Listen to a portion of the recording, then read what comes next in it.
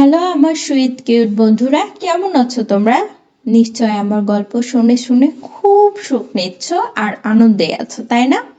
তোমাদের আনন্দ দিতেই তো আমি নিয়মিত তোমাদের জন্য নতুন নতুন গল্প নিয়ে হাজির হয়ে যাই। তো চলো, তোমরা যারা এখনো আমার চ্যানেলটি সাবস্ক্রাইব করনি তারা প্লিজ প্লিজ প্লিজ আমার চ্যানেলটি সাবস্ক্রাইব করে দাও। চলো তাহলে দেরি না করে ভিডিওটি জলদি জলদি করে লাইক করো আর চ্যানেলটি সাবস্ক্রাইব করে দাও। ধন্যবাদ। অফিসের পুরনো হিসাবের খাতাটা হাতে নিয়ে দেখতে লাগলাম গত 3 বছরের লাভ ক্ষতির খতিয়ান।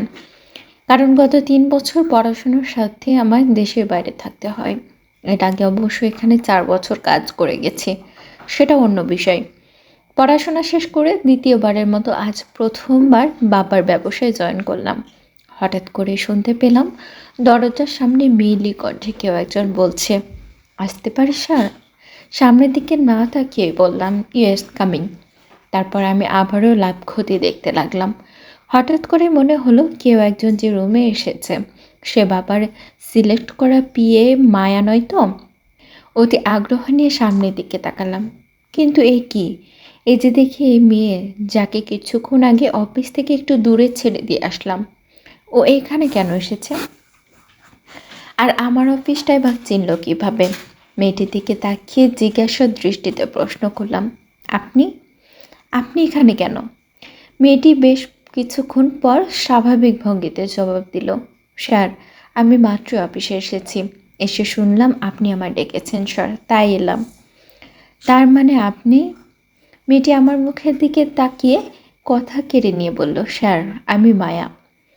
আমি ভ্রু কুঁচকে বললাম, মানে আপনি আমার পিএ মায়া? মেয়েটি মাথা নেড়ে হ্যাঁ বলল। মেয়েটি আপাদমস্তক দেখে কেন যেন মনে হলো এই মেয়েটি খুব বেশি হলে 16 থেকে 17 বছরের পিচ্চি, এর বেশি নয়। যাকগে, ওকে বললাম, তা মিসেস মায়া, কতদিন ধরে এমন ফাঁকি দেওয়া কাজ চলছে আপনার? কতদিন ধরে কাজের প্রতি অবহেলা চলছে? মেয়েটি কান্না কান্না ভাব নিয়ে বলল, না স্যার, আমি কখনো লেট করি না, আজই প্রথম লেট হলো। প্লিজ স্যার, আজকের মতো মাফ করে দেন, আর কখনো এমনটা হবে না।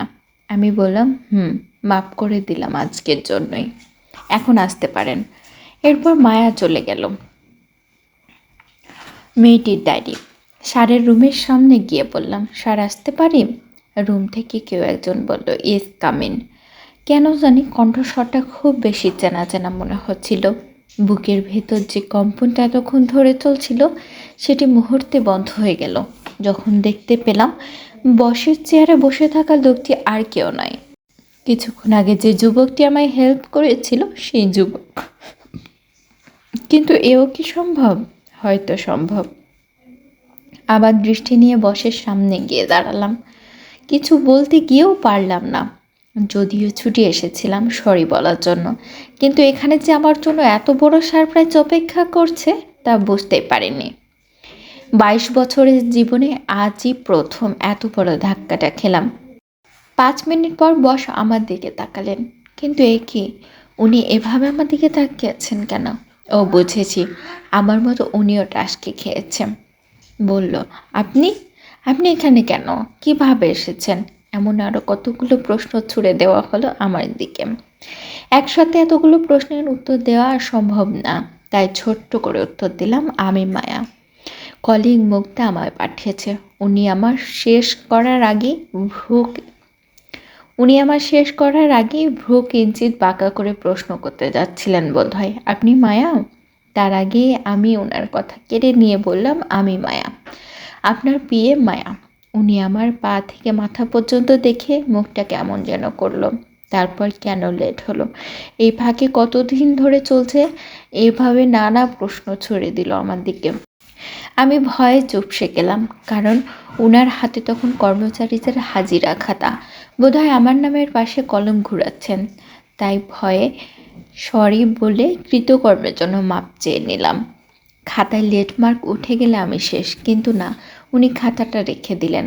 আর কখনোই যাতে এমনটা না হয় সেটা বলে আমাকে যেতে বললেন। আমি খুশিতে লাফিয়ে রুম থেকে বের হয়ে গেলাম। ছেলেটির ডায়েরি। মেয়েটিকে দেখে কাজের মনে হলেও কেন যেন ওর বয়স দেখে মনে হলো না ও কাজের যোগ্য। আর তাছাড়া এই চাকরি করার ক্ষেত্রে যে শিক্ষাগত যোগ্যতাটা থাকে সেটা আদৌ কি সেটা তাদের মধ্যে আছে কিনা সেটা সন্দেহ হচ্ছে। সে যাই হোক, দেখি মেয়েটা কতটা কাজের। বাবার কথা তো আর পুরোপুরি মিথ্যা হতে পারে না। সেদিন 10টা বাজার আগেই অফিসে পৌঁছালাম। আসা মাত্র সবার নিজ নিজ আসন থেকে উঠে আমায় গুড মর্নিং উইশ করলো। হঠাৎ এই মেয়ে তো দেখি আজও লেট করেছে। তার মানে এই মেয়ে রোজ রোজ এমন করে, আজ আসুক, ও চাকরির 12টা বাজাবো। মনে মনে ভাবতে ভাবতে রুমে চলে গেলাম। আসার আগে বলে এলাম, মায়া আসার সাথে সাথে আমার রুমে পাঠিয়ে দেন। এদিকে সকাল গড়িয়ে দুপুর, দুপুর গড়িয়ে বিকেল হলো, মায়া আসলো না। আমি দৌড়ে গিয়ে আগুন। বাবাকে না জানিয়ে মনে মনে সিদ্ধান্ত নিলাম এই মেয়েকে উপযুক্ত শাস্তি দেব।